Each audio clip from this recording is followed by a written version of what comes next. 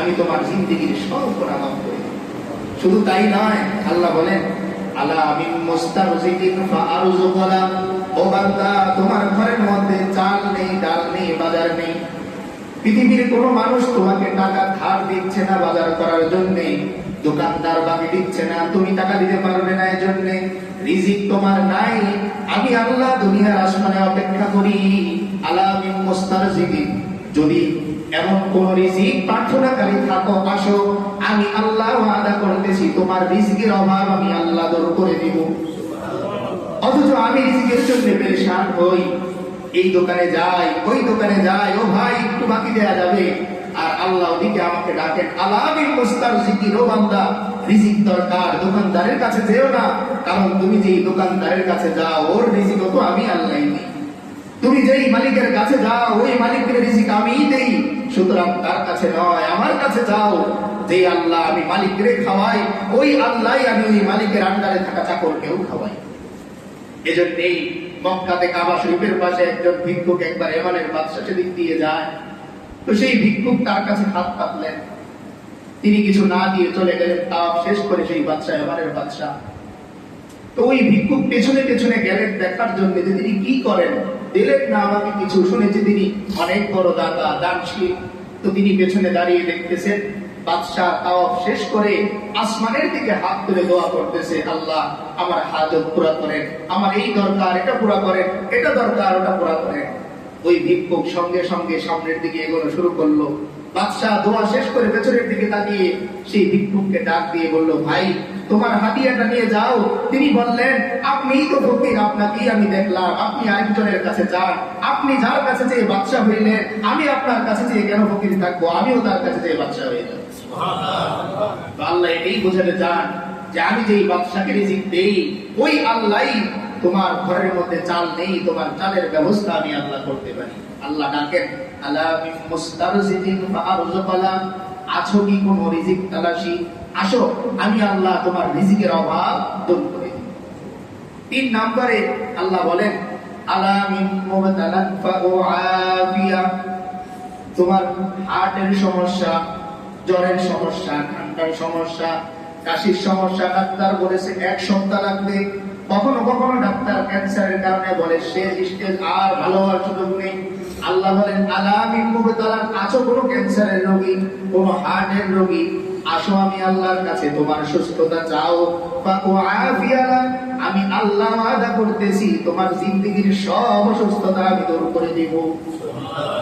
অথচ আমি অসুস্থ হবার পরে সর্বপ্রথম আমার মাথায় আসে কোন হসপিটালে যাব, কোন ডাক্তারকে দেখাবো, অথচ আল্লাহ তাআলা কোরআনে আয়াত বলে দিয়েছেন ওয়াইদা মারিতু ফাহুয়া ইয়াশফি, ও বান্দা তুমি এই কথা স্বীকার করো, আমি অসুস্থ হলে ডাক্তার আমাকে ভালো করতে পারে না, আমি অসুস্থ হলে এই ট্যাবলেট আমাকে ভালো করতে পারে না, ইনজেকশন আমাকে ভালো করতে পারে না, বরং আমি যখন ট্যাবলেটটা বিসমিল্লাহ বলে মুখে দিই, ট্যাবলেট আল্লাহর কাছে জিজ্ঞেস করে, ও আল্লাহ কাজ করব নাকি বের হয়ে যাব, যদি আল্লাহ বলেন কাজ করো তো ট্যাবলেট আমার মধ্যে কাজ করে, ইনজেকশনকে যদি আল্লাহ বলেন কাজ করো তবে কাজ করে, আর যদি বলেন বাম পাশ দিয়ে চলে আসো বের হয়ে 1000টা ইনজেকশন দেওয়ার পরও ডাক্তার বলে কিছু করার নেই, আল্লাহর ফায়সালাই।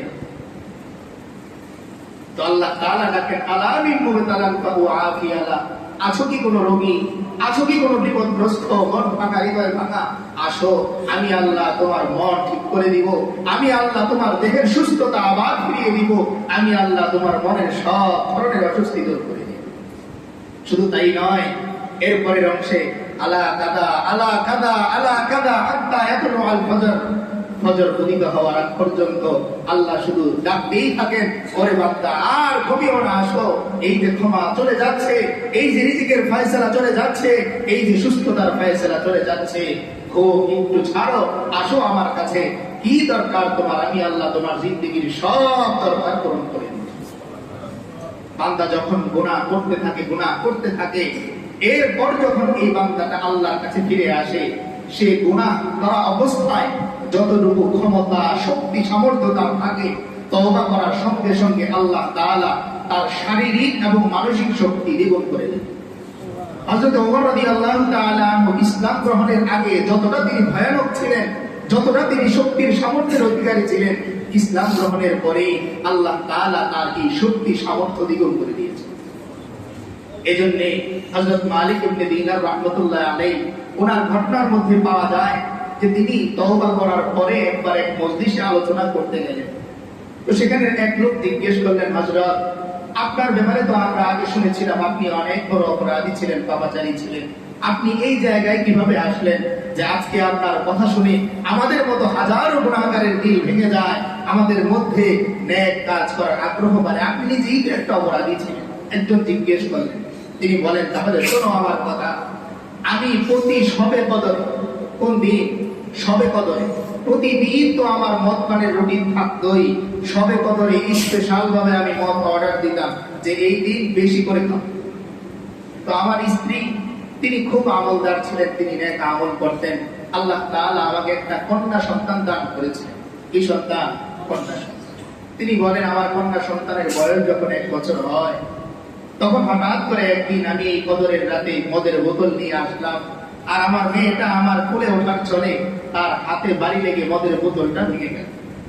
সেদিনের মতো আমি আর মদ পান করতে পারলাম না, যেহেতু রাতে দোকান বন্ধ হয়ে গেছে।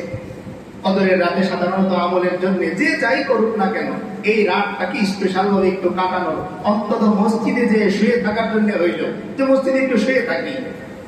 দেখেন, মসজিদে একটু ঘুমানো নিষেধ, মসজিদে ঘুমানো নিষেধ, এ আল্লাহর ঘর। তবে মসজিদটা এত ভালো জায়গা, এত পছন্দের জায়গা আল্লাহর কাছে যে এখানে কোনো বান্দা এসে যদি একটু শুয়েও থাকে তারপরও সে রহমত থেকে খালি থাকে। এটা আল্লাহর বাউন্ডারি, রহমতের বাউন্ডারি। এখানে আসলেই বান্দার দিলের মধ্যে রহমত চলে যায়। তো তিনি বলেন, সে রাতে আর মদ পান করতে পারত।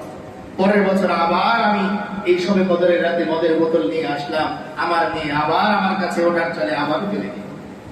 তৃতীয় বছর হঠাৎ করে যখন আমি মদের বোতলটা নিয়ে আসলাম, হঠাৎ করে আমার মনে পড়লো যে আমার মেয়েটা তো নেই, তার মেয়েটা 2 বছর বয়সে ইন্তেকাল করেছে। তিনি বলেন যে সেই